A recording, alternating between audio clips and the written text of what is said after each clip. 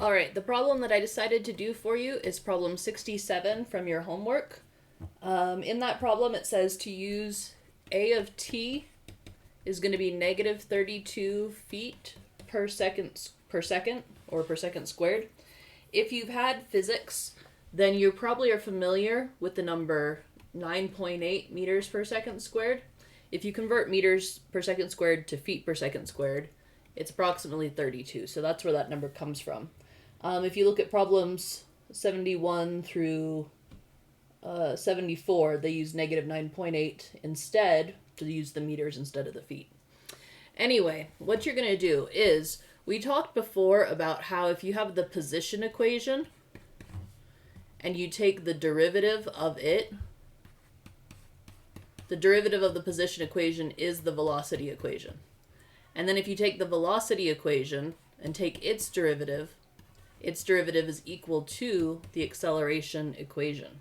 So what we need to do is we need to work backwards. In other words, we need to take the integral. So what we're going to do is we're going to take the integral of negative 32 dt, since t, or time, is our variable we're taking derivatives and integrals with respect to. So on this problem, when you take the integral, it's going to be super easy. You're just going to get out negative 32t, t's instead of x's, plus a constant. And I'm going to call this your constant 1 because we are going to get another constant later in the problem.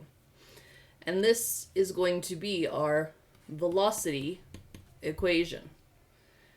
Now, for the velocity equation, they tell us that it's going to have an initial velocity of 60 feet per second. So in other words, when time equals 0, this equation here is going to equal 60 feet per second. And from there, you can get pretty quickly what C1 is going to equal.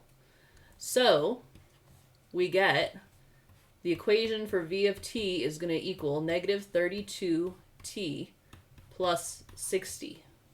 That's not our final answer, but I'm going to put a box around it because we're going to come back and use that later in the problem. Next, we want to find the position equation. So what we're going to do is we're going to integrate or take the antiderivative of our velocity equation.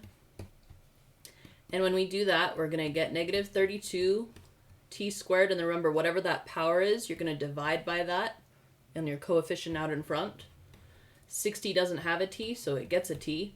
And then here's where that other constant comes into play. We get another constant out of this integral.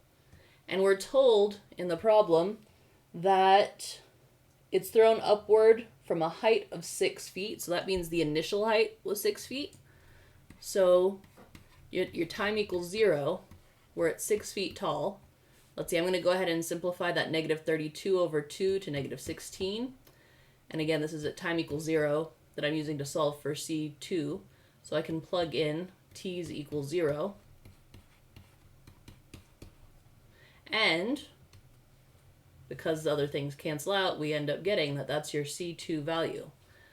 So our S of t equation will be negative 16t squared plus 60t plus 6. Now it's asking us for how high the ball will go.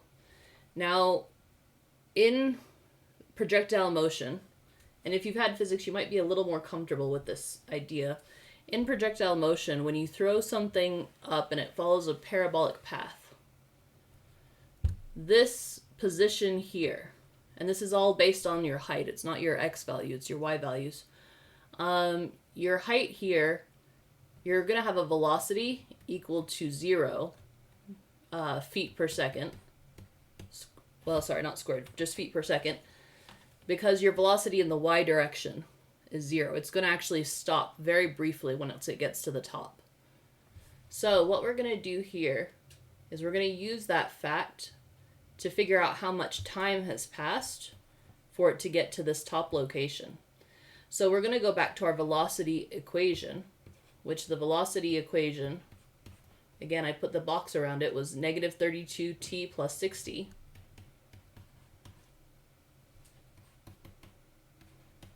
And here, your velocity equals 0. So instead of setting t equal to 0, we're setting v equal to 0. And we'll solve for t.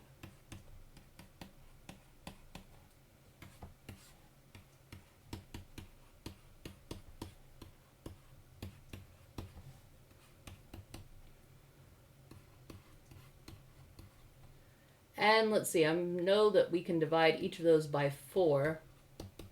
So it's going to give me 15 over 8, and that's probably as much as I can simplify it. Yeah, that's as much as I'm going to simplify it for now. So if I want to know how high my ball goes, I'm going to plug in that time here into my equation for position that I found here.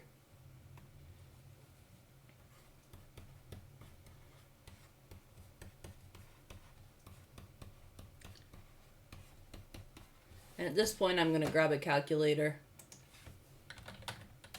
So I'm just doing this on the other screen, but we're going to have negative 16 times 15 over 8 squared plus 60 times 15 over 8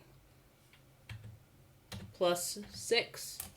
And you can check me, but I'm getting 117.9, or go ahead and round it to about 118 feet in the air.